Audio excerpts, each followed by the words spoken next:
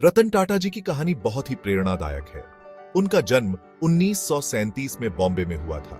उनका बचपन हमेशा आसान नहीं था। उन्होंने छोटी उम्र में ही अपने माता पिता को अलग होते हुए देखा, लेकिन अपनी दादी माँ के प्यार और सहारे ने उन्हें हमेशा मजबूत बनाए रखा।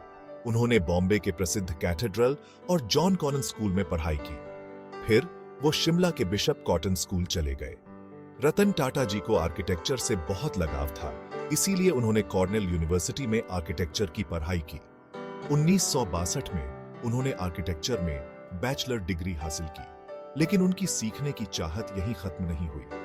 उन्होंने हार्वर्ड बिजनेस स्कूल से मैनेजमेंट प्रोग्राम भी किया और 1975 में ग्रेजुएशन किया। इन सब अनुभवों ने उनके नजरिए को और निखारा और उन्हें आगे बढ़ने के लिए मजबूत नींव दी। 1962 में रतन टाटा भारत लौट आए, देश के लिए कुछ कर गुजरने के लिए।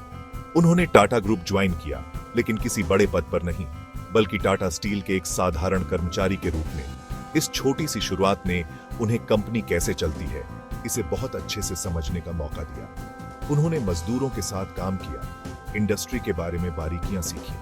आगे चलकर जब वो तरक्की करते गए, तो ये अनुभव उनके बहुत काम आया।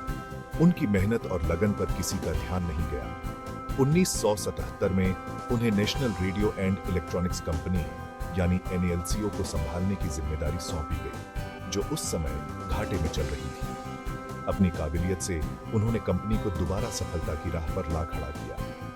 इस सफलता ने टाटा ग्रुप में एक सक्षम और दूरदर्शी नेता के रूप में उनकी प्रतिष्ठा को और मजबूत कर दिया। रतन टाटा का सफर इस बात का प्रमाण है कि शुरुआत नीचे से करने में ही असली कामयाबी है।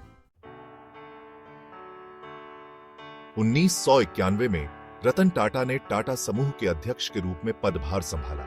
उनका विजन स्पष्ट था, समूह को एक वैश्विक शक्ति में बदलना। उनके नेतृत्व में समूह ने अभूतपूर्व विकास और विस्तार देखा। उन्होंने बदलते वैश्विक परिदृश्य को पहचाना और समूह को नए क्षेत्रों में आगे बढ़ाया। उन्होंने सॉफ्टवेयर, दूरसंचार और ऑटोमोबाइल जैसे उद्योगों में विस्तार का नेतृत्व किया। यह विविधीकरण रणनीति एक मास्टर स्ट्रोक साबित हुई। रतन टाटा इनोवेशन के महत्व को समझते थे। उन्होंने रिसर्च और डेवलपमेंट को प्रोत्साहित किया, जिससे नए नए प्रोडक्ट्स का निर्माण हुआ। वह अत्याधुनिक तकनीकों और स्थापित बाजार उपस्थिति वाली कंपनियों के अधिग्रहण के महत्व को भी समझते थे। उनकी नेतृत्व शैली विनम्रता, सहानुभूति और टाटा मूल्यों के प्रति गहरी प्रतिबद्धता द्वारा चिह्नित की गई थी। वह अपनी टीम को सशक्त बनाने और इनोवेशन और उत्कृष्टता की संस्कृति को बढ़ावा देने में विश्वास करते थे। इस दृष्टिकोण ने टाटा समूह को एक वैश्विक समूह में बदल दिया। भाग 4, ग्लोबल विजनरी टाटा नैनो और अधिग्रहणों के साथ क्षितिज का विस्तार। रतन टाटा का विजन भारत की सीमाओं से परे तक फैला हुआ था। उन्होंने सभी के लिए कारों को किफायती बनाने का सपना देखा। इसी सपने ने दुनिया की सबसे सस्ती कार टाटा नैनो को जन्म दिया। उन्होंने जगुआर, लैंड रोवर और टेटली जैसे ब्रांडों का अधिग्रहण किया। इन अधिग्रहणों ने टाटा समूह को एक वैश्विक खिलाड़ी में बदल दिया। भाग 5, व्यवसाय से परे, लोकोपकार की एक विरासत। रतन टाटा की विरासत बोर्डरूम से कहीं आगे तक फैली हुई है। वह समाज को वापस देने में दृढ़ता से विश्वास करते हैं। उनके नेतृत्व में टाटा ट्रस्ट ने नई ऊंचाइयों को छुआ। ये ट्रस्ट गरीबी उन्मूलन, शिक्षा और स्वास्थ्य सेवा जैसे महत्वपूर्ण मुद्दों को संबोधित करते हैं। उन्होंने अपनी संपत्ति का एक महत्वपूर्ण हिस्सा दान किया है। उनके परोपकारी प्रयास करुणा और सामाजिक न्याय से प्रेरित हैं। वह समुदायों को सशक्त बनाने में विश्वास करते हैं। शिक्षा और स्वास्थ्य सेवा में उनके योगदान ने अनगिनत लोगों की जिंदगी बदल दी है।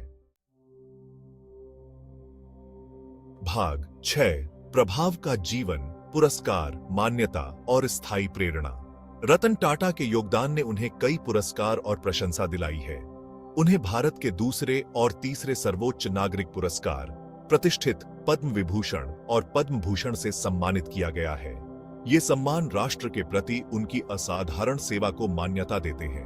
उद्योग और समाज सेवा में उनके योगदान को पहचानते हुए उन्हें दुनिया भर के कई प्रतिष्ठित संस्थानों से मान डॉक्टरेट की उपाधि मिली है। दृढ़ संकल्प और करुणा की शक्ति का प्रमाण है। वह इच्छुक उद्यमियों, व्यापारिक नेताओं और सकारात्मक प्रभाव डालने का प्रयास करने वाले किसी भी व्यक्ति के लिए एक आदर्श हैं। भारत के विकास की कहानी में उनका योगदान और सामाजिक भलाई के प्रति उनकी अटूट प्रतिबद्धता उन्हें एक सच्चा प्रतीक बनाती है।